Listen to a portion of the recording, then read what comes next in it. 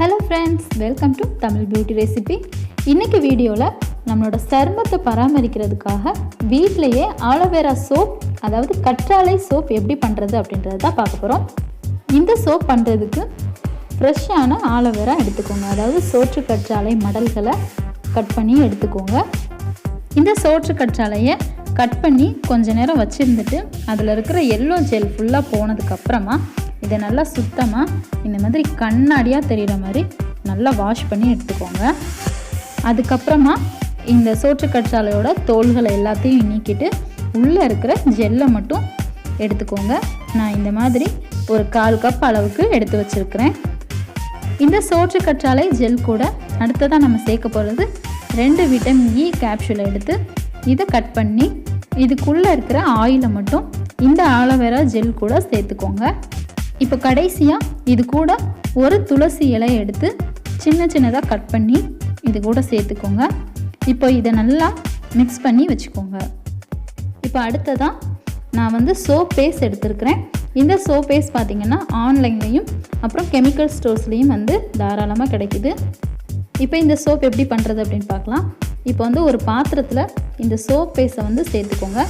இதை நம்ம double boiling மெத்தடில் பண்ணணும். இந்த சோப்பை நல்லா உருக வைக்கணும். இப்போ சோப்பை மெல்ட் பண்ணுறதுக்கு கீழே ஒரு பாத்திரத்தில் தண்ணீர் வச்சுக்கோங்க.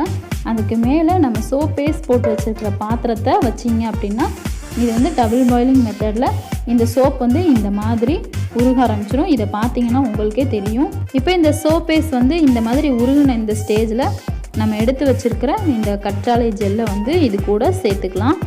இதை நல்லா மிக்ஸ் பண்ணி விட்டுட்டு ஸ்டவ் ஆஃப் பண்ணிடுங்க. இப்போ நம்ம செஞ்ச இந்த சோப்பை ஊற்றி வைக்கிறதுக்காக சோப் மூலோ இல்லை ஏதோ ஒரு பவுல் எடுத்துக்கோங்க.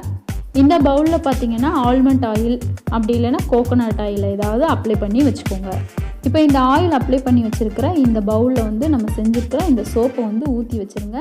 இதை வெளியில் வச்சிங்க அப்படின்னா இது ஃப்ரீஸ் ஆகிறதுக்கு சோப் ஆகிறதுக்கு ஒரு 4-5 மணி நேரம் ஆகும். அப்படி இல்லை ஃப்ரீசரில் வச்சிங்கன்னா ஒரு 1 ஹவர்க்குள்ளே சோப் ரெடி ஆயிரும். இப்போ 1 ஹவர் ஆயிடுச்சு. இப்போ இந்த சோப் ரெடி ஆயிடுச்சு.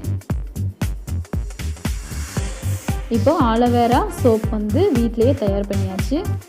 இந்த ஆலோவேரா சோப்பை நம்ம தொடர்ந்து பயன்படுத்திட்டு வரும்போது நம்மளோட ஸ்கின்ல இருக்கிற பிளாக் மார்க்ஸ் ஸ்ட்ரெச் மார்க்ஸ் எல்லாம் ரிமூவ் பண்ணக்கூடியது.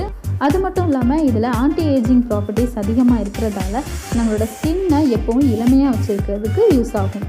இந்த சோப்பில் நம்ம சேர்த்துருக்கிற இன்க்ரீடியன்ட்ஸ் எல்லாமே நம்மளோட ஸ்கின்னில் பிம்பிள்ஸ் வராமலும் நம்மளோட ஸ்கின்னில் இருக்கிற ஆக்னியை போக்குறதுக்கும் ரொம்பவே பயன்படக்கூடியது.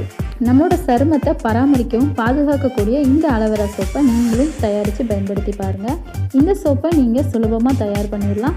கண்டிப்பாக நீங்களும் ட்ரை பண்ணி பாருங்கள். என்னோட இந்த வீடியோ பிடிச்சிருந்துச்சி அப்படின்னா லைக் பண்ணுங்கள், கமெண்ட் பண்ணுங்கள், உங்களோட ஃப்ரெண்ட்ஸ்க்கும் ஷேர் பண்ணுங்கள்.